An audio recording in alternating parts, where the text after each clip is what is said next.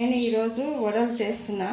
ఆ వడలకి పల్లి చట్నీ చేయాలనుకొని పల్లి చట్నీ కావాల్సిన పదార్థాలు మిరపకాయలు, పల్లీలు, పుట్నాలు, కరివేపాకు, తగినంత ఉప్పు. బాండిలో కొంచెం నూనె వేసి మిరపకాయలు వేగిన తర్వాత పల్లీలు వేయాలి. మిరపకాయలు కొంచెం తక్కువనే వేసుకుంటున్నా. పిల్లలు కారం తినరు కాబట్టి నేను కొంచెం తక్కువనే వేస్తాను. పల్లీలు మొత్తం వేగిన తర్వాత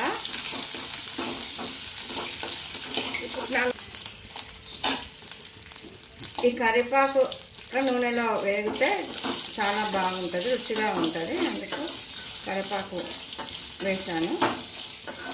వేగిన తర్వాత ఇవి ఎక్కువసేపు వేగనివ్వద్దు, మాడిపోతాయి. కొంచెంసేపు వేగిన తర్వాత తాలింపు గ్రైండర్కి వేసుకొని తాలింపు వేసుకోవాలి. పల్లి చట్నీకి కొంచెం నూనె వేసి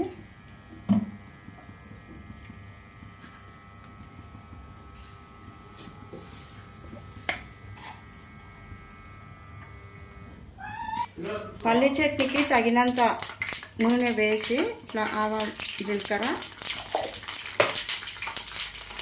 కొంచెం శనగపప్పు, మినపప్పు,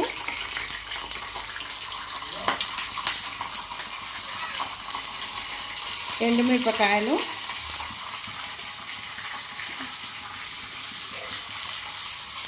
కొంచెం కరివేపాకు,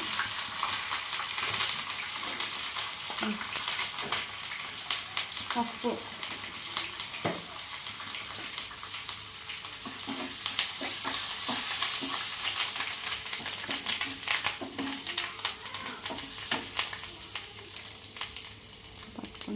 అది బంద్ చేయి.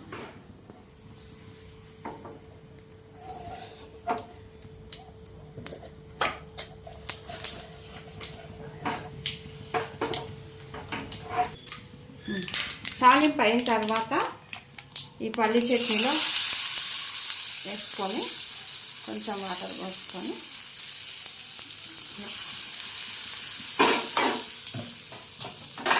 కలుపుకోవాలి.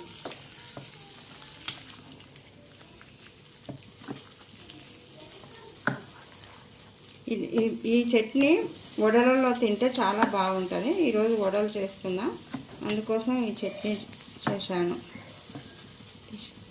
అందరూ బాగున్నారా? నేను ఈరోజు టిఫిన్కి వడలు చూపించాలనుకుంటున్నా.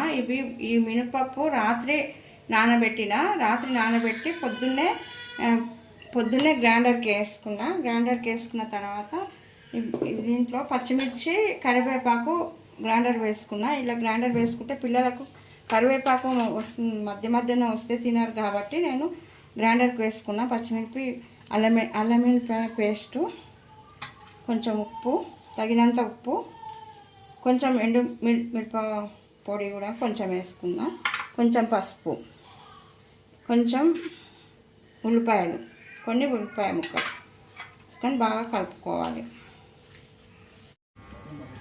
బండిలో ఆయిల్ వేసుకొని ఇట్లా వడలు ఇట్లా వేసుకోవాలి.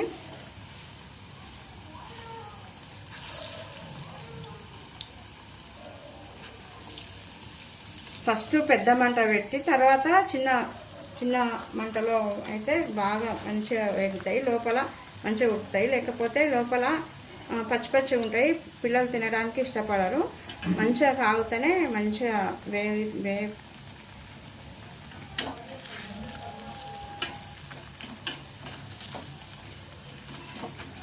ఇలా వేగిన తర్వాత ఇలా తీసుకోవాలి.